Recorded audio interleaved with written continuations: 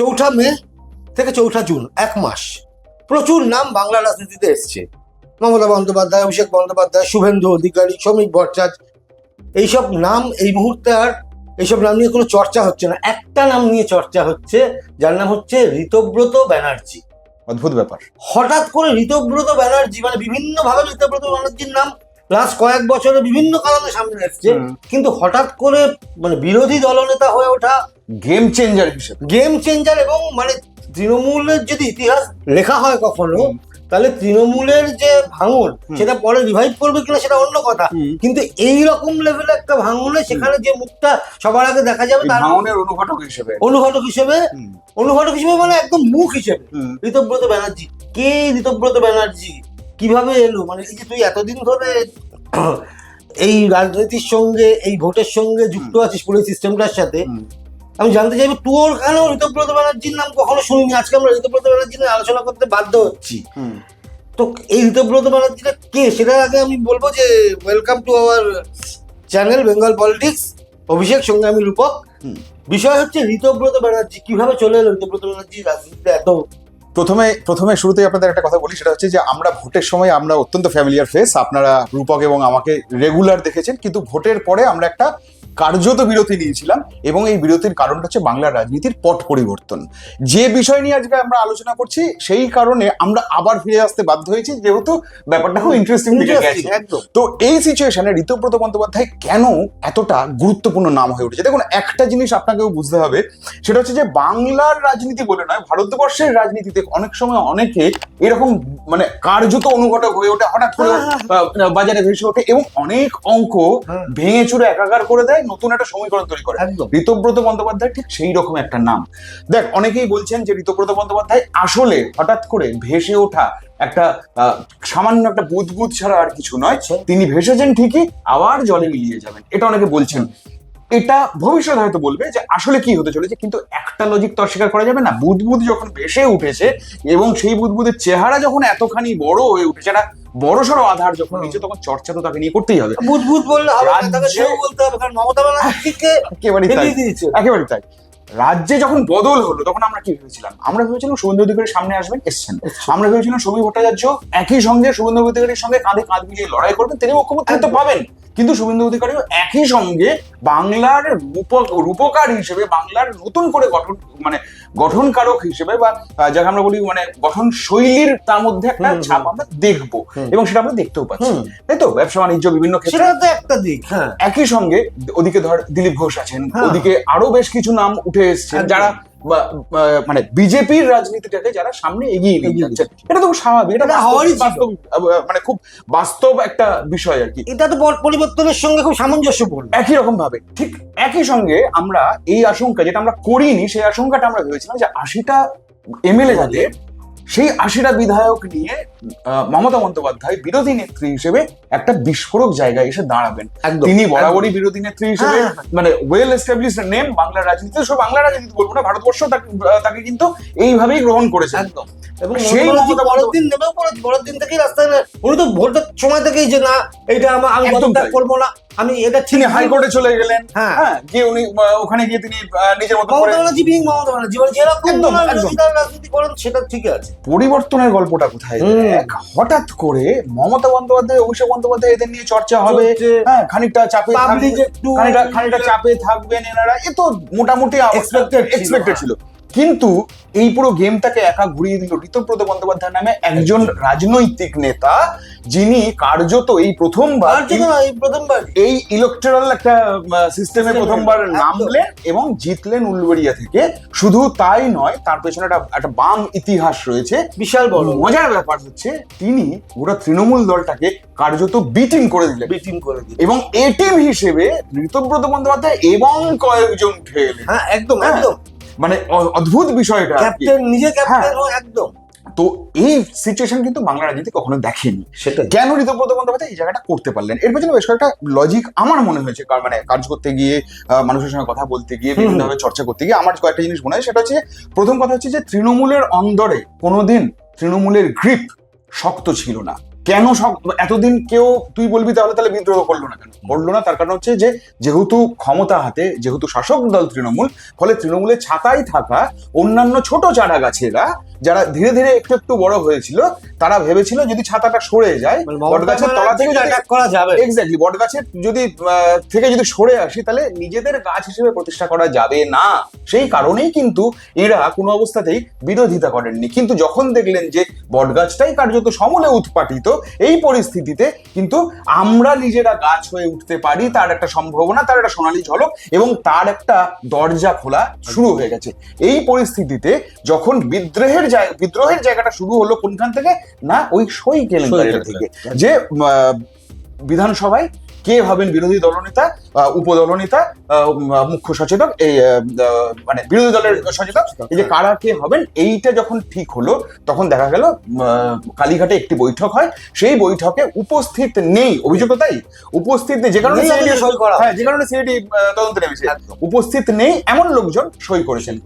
এই ব্যাপারটা প্রথম স্পিকারের কাছে গিয়ে জানালেন হচ্ছে কে, ঋতব্রত বন্দ্যোপাধ্যায়। আমি এইখানেই প্রশ্নটা করতে চাইছি যে তৃণমূল, প্রচুর আমরা যদি সিনিয়র সাংবাদিকদের শুনেছি, অনেক রাজনীতিকদের শুনেছি যে তৃণমূল এমন একটা দল হেরে যাওয়ার 48 ঘন্টা পর ধ্বংস হয়ে যাবে। সেটা তো লজিক, পাল্টা লজিক আছে, সেটা দিয়ে প্রশ্ন নয়। এই যে দলটা ভাঙলো এবং অনেকে বিরোধিতার জায়গায় গেলেন, অনেকেই বিরোধিতা এখন বলছেন এটা ঠিক না, ওটা ঠিক না, অভিষেক ব্যানার্জিকে দোষারোপ করছেন, মমতা ব্যানার্জি তাকে আনডিউ অ্যাডভান্টেজ দিচ্ছে, এইসব কথা হচ্ছে। কিন্তু এটা তো খেলা নয়, এটা তো অভিযোগ। আমি চ্যানেলের সামনে, মানে ক্যামেরার সামনে যা ইচ্ছে বলে দিলাম।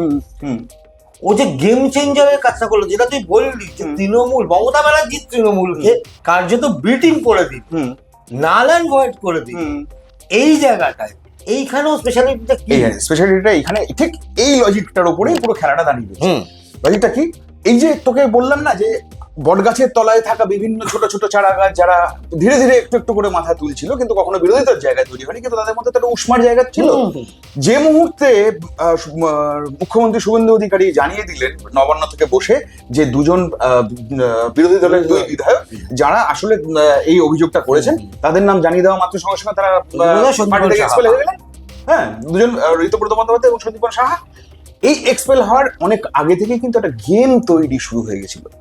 আমার যা এই মিডিয়ার খবর সবাই জানেন, ফলে এটা নতুন করে আর বলার কিছু নেই যে আমার খবর বলে।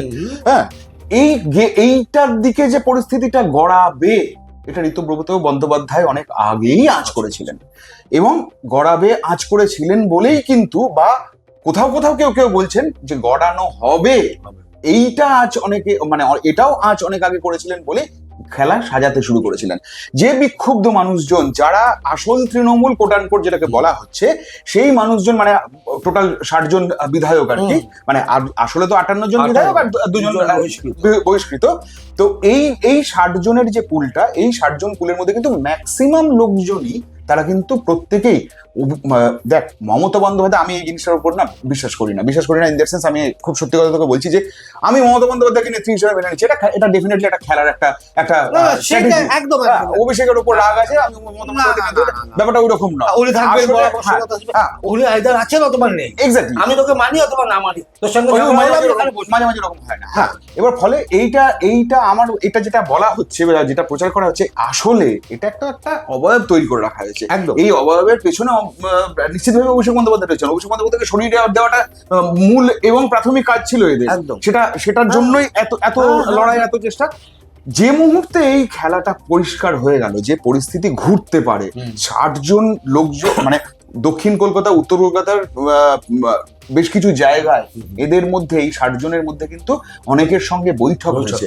সে তো হবে, হ্যাঁ, হয় না, হঠাৎ করে একই সঙ্গে 60 জন চলে গেলেন বিধানসভায়, গিয়ে তারা একটা তালিকা জমা করে দিলেন, আমাদের বিরোধী দলনেতা এরকম হয় না। হ্যাঁ, এটা আমাদের ওই সময় হতো যে না, তুই প্রথমে ব্যাট করবি, আমি তো একই বলেছিলাম। এটা আমাদের ছেলেবেলায় হতো, এই বয়সে হয় না, অন্তত রাজনীতি ময়দানে হয় না। ফলে পুরো খেলাটাই রেডি ছিল। এবার এখানে প্রশ্ন হচ্ছে, তাহলে কি বিজেপি খেলাটাকে খেলার জন্য ময়দানটা তৈরি করে দিয়েছিল?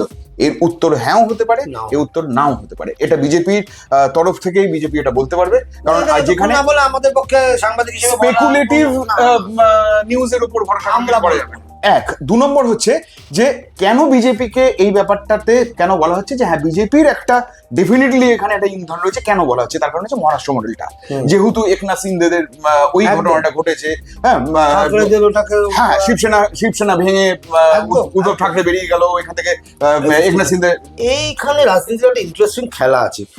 মানে ঋতব্রতকে সে নীতিগতভাবে ঠিক না ঠিক নয় এটা বলা যেতে পারে। আমি এই পার্টটা তোর কাছে আসবো, এই পার্টটা তোর কাছে খুব ইন্টারেস্টিং পার্ট, এই এইটাই। পার্টটা তুই অনেক বেশি জানিস, এই কারণে আমি তোকে এই ব্যাপারটা নিয়ে বসবো, তুই আয় করে বারবার বলছিলাম তোকে। সেটা হচ্ছে যে ওই সময়টা তুই নিজে ওই সময়টা গণশক্তিতে কাজ করতিস, তুই বামেদের বরাবর, তুই বাম ঘরানার ছেলে, তুই তোর একটা পারিবারিক ঐতিহ্য আছেও খানিকটা, অস্বীকার করা যাবে না, কিন্তু একই সঙ্গে তুই খুব ক্লোজলি ওই সময় পুরো সিচুয়েশনটা দেখেছিস। ঋতব্রত বন্দ্যোপাধ্যায় বাম নেতা হিসেবে এসএফআই সর্বভারতীয় নেতা ছিলেন, ঠিক আছে, মানে আজ যেখানে সৃজন, সেক্রেটারি ছিল, আজ যেখানে সৃজন General Secretary। সেই জায়গাটাতে ছিলেন। এই ঋতব্রত বন্দ্যোপাধ্যায় নেতা হিসেবে তুই কতটা গুরুত্ব দিবি বা কতটা গুরুত্ব দেওয়া উচিত? নেতা হিসেবে আমি গুরুত্ব দেওয়ার আগে আমি একটা কথা বলবো যে এই ঋতব্রত ব্যানার্জি মানে অদ্ভুত ভাবে এ হচ্ছে বুদ্ধদেব ভট্টাচার্যের স্নেহভাজন একজন ছেলে। বুদ্ধদেব ভট্টাচার্য মারা গেছেন আজকে। কেন বুদ্ধবাবু এত তার ইয়ে কারণ করছেন? হচ্ছে অস্বীকার করার কোনো জায়গা নেই যে সে সুবক্তা।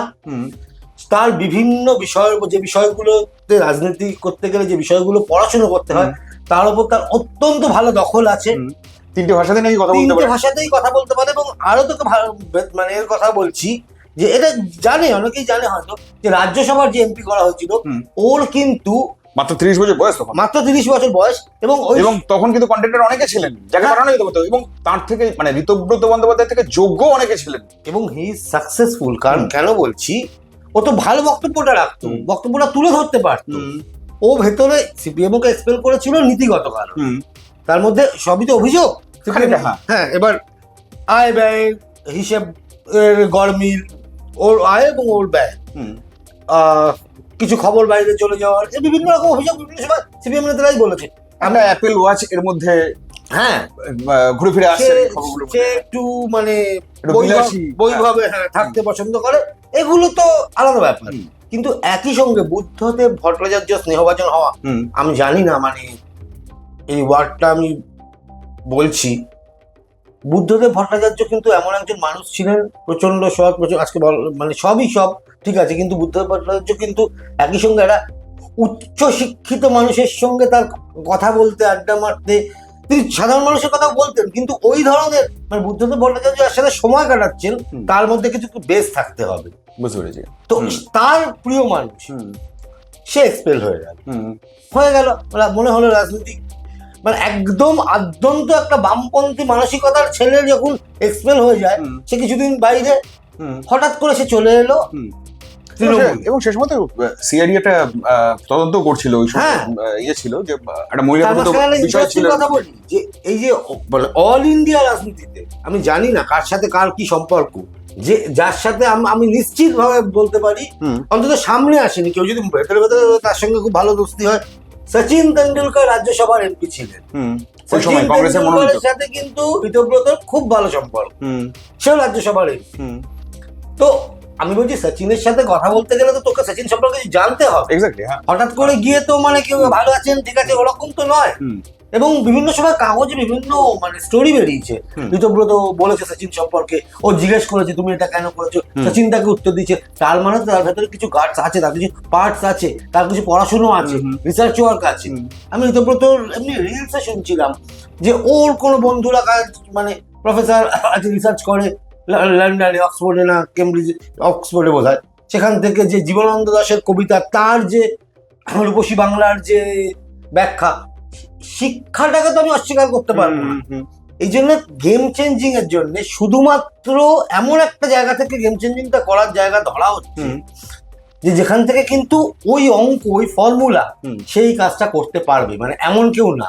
সচিনের সঙ্গে তার ভালো সম্পর্ক, শশী থারুরের সঙ্গে তার ভালো সম্পর্ক, মানে আমি ক্লাসের জায়গাটা বলছি, ও কিন্তু ক্লাসটা মেনটেন করে, সেখান থেকে বাকিরা তারপর তুই জানিস তৃণমূলে চলে এলো, আইএনটিউসির একদম মানে অলমোস্ট শীর্ষ পদে ছিল। তো এবং আজকে সর্বভারতীয় তৃণমূল কংগ্রেসের অন্যতম মুখ ছিল। এবং সবচেয়ে বড় কথা হচ্ছে যে একজন নেতা যে বামেদের হয়ে রাজ্যসভার সংসদ প্রতিনিধিত্ব করেছেন, আর তিনি একই সঙ্গে কিন্তু তৃণমূলেরও রাজ্যসভার প্রতিনিধি ছিলেন। ফলে এই রকম কিন্তু আর combination থার্ডটা পাওয়া যায় না। বলছিস না, থার্ডটা বিজেপি এখনো কিন্তু ঋতব্রতকে, আমি দেখিনি ঋতব্রতকে অ্যাটাক করেছে বলে, অন্তত আমার চোখে পড়েনি, হতে পারে। দেখ, আমাদের বাংলার বুকে বিরোধী দলনেতার তার মানে একটা তো অন্য বিজেপির কাছে combination- ওয়েল অ্যাকসেপ্টেড, সেটা তো তুই যদি ওয়েল অ্যাকসেপ্টেড না হলেও মানে যে একদম কোথাও- তীব্র আক্রমণে তো যায়নি। কোথাও তো একটা লজিক তো অস্বীকার করা যাবে না যে বিরোধী দলনেতা হিসেবে বিধানসভার স্পিকার তাকে স্বীকৃতি দিচ্ছেন, হ্যাঁ, তার হ্যাঁ। মানে আইন নিয়ম কানুন অনেক হিসাব তো সবটা বলছে। জানা, হ্যাঁ। তৃণমূলের তরফে দাবি করা হচ্ছে যে একজন বহিষ্কৃত হ্যাঁ, হ্যাঁ। বিধায়ক বা একজন নেতা তিনি কি করে বিরোধী দলের একদম। নেতা হয়ে যান হ্যাঁ, হ্যাঁ, বিধানসভায়, হ্যাঁ। তো এই যুক্তি দিচ্ছে। হ্যাঁ। একই সঙ্গে বিজেপিও কিন্তু বলছে যে আইনের বাইরে গিয়ে কিছু করা হয়নি, তার মানেটা হচ্ছে যে আইন যাই বলুক, হ্যাঁ। সুপ্রিম কোর্ট যাবে হয়তো, হ্যাঁ, হ্যাঁ, হাইকোর্টে আবেদন করা হবে, সুপ্রিম কোর্টে হবে, সেটা তো আইনি পথ।